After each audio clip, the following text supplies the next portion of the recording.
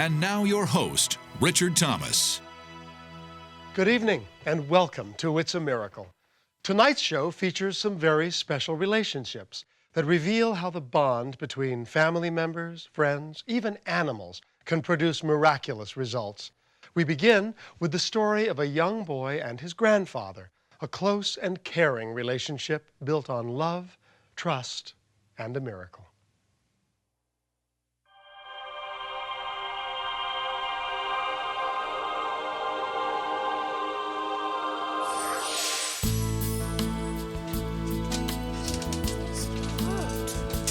It started like any other Saturday morning as retired farmer Benny Hester headed out to do his daily chores.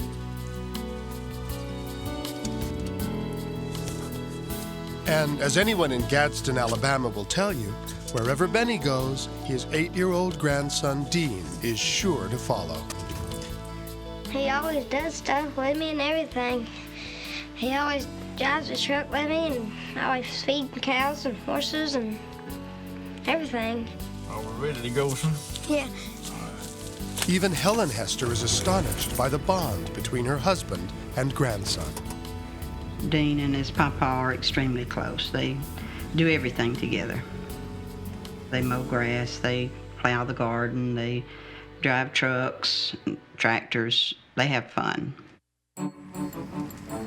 Dean has been with us most of his life. His papa kept him when his mother went back to work after he was born.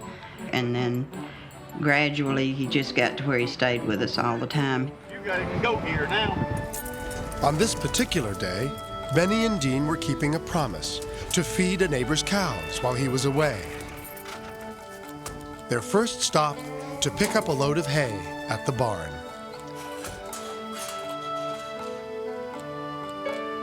Normally a man full of boundless energy, today, Benny felt oddly fatigued and short of breath. But a promise was a promise.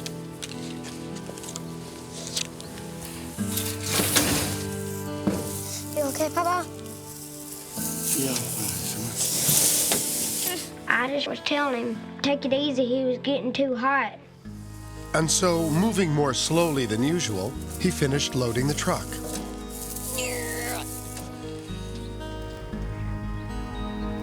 As they began driving across the open field to where the cows were grazing, Benny continued to feel ill, but he pressed on towards the pasture.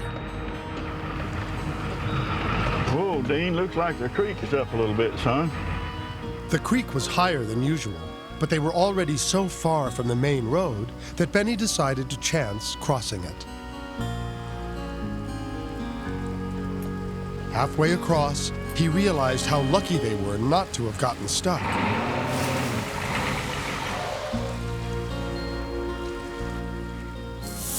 "15 minutes later, they arrived at the pasture and began unloading the hay.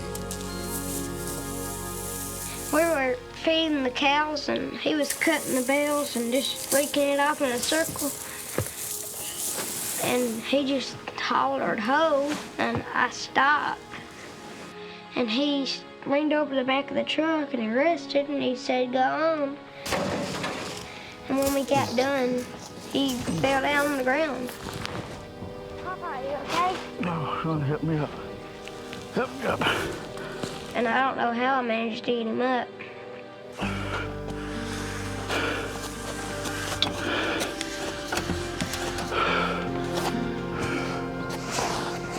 Even 8-year-old Dean knew that something was terribly wrong and that they were too far away to run for help.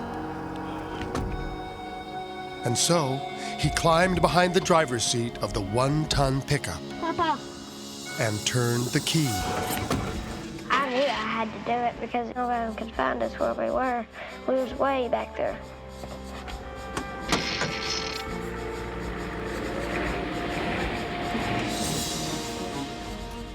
It was scary because I knew he was sick because like he was laying down like that and then he'd go like that.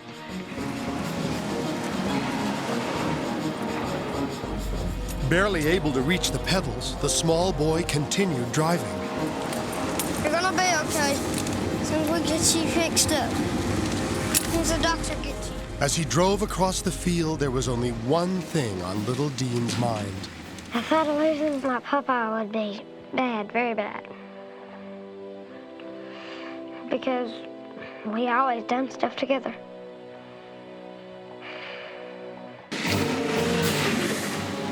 Benny needed immediate medical attention, but the quickest route to the main road meant going back the way they'd come, which also meant recrossing the creek. To get stuck now would be disastrous, and 8-year-old Benny hesitated. I reached down and grabbed another gear. I got it in first, and I floored it through the creek.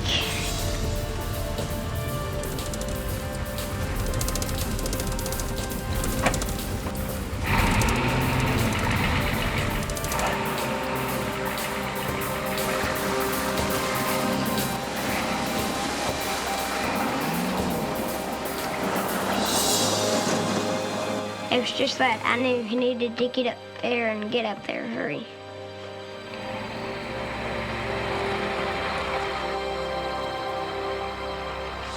When they finally reached the main road, Dean stopped, hoping to flag down a passing driver. But the road was deserted.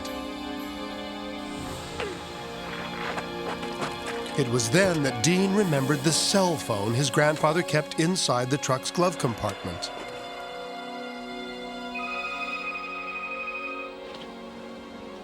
Hello? Mama, Papa's real bad sick. When he and said come get him. that he was laying in the Passed out. seat and he couldn't drive, of course that scared me. He's passed out.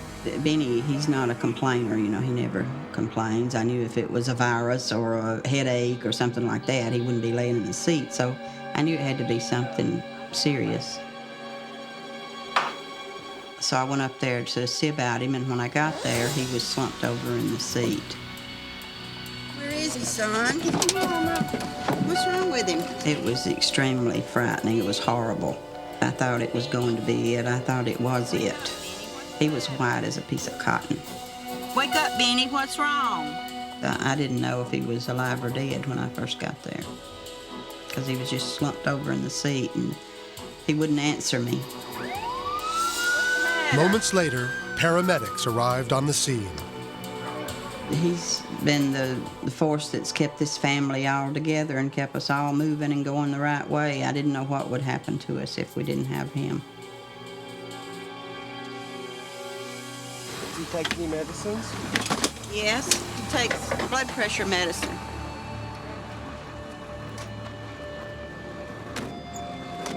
I was so worried about Benny until Dean slipped my mind for a few minutes, and I started looking for him, and he was standing over by the fence crying. It finally had gotten to him, you know, that his papa was really sick. I told him that the ambulance was there and they were going to take care of him. Benny was taken to nearby Riverview Regional Medical Center, where he was rushed into surgery. Meanwhile, Helen and Dean anxiously waited, not knowing what had gone wrong. Mr. Hester was having a heart attack.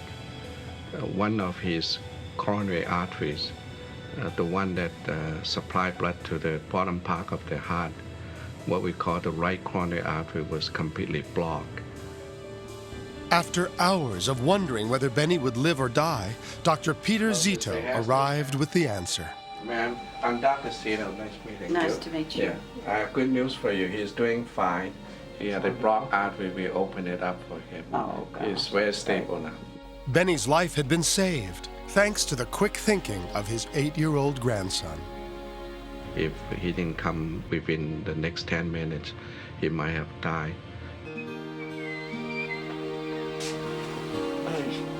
Hey, Papa. I owe a lot to my grandson. I owe a lot to him. He actually saved my life. Because if I had been by myself over in that field with nobody around for miles, then I would have surely died had he not been with me. It was a miracle because I have my husband now, and I don't believe I would have had him otherwise. And it's a miracle because the good Lord gave us Dean to be with him at that particular time, or we wouldn't have him. Each new day is a precious gift to Benny, who treasures every moment he spends watching his grandson Dean grow up. Me and Dean has a great relationship. He's really the apple of my eye, if you want to know the truth about it. I guess I love him more than anything in the world.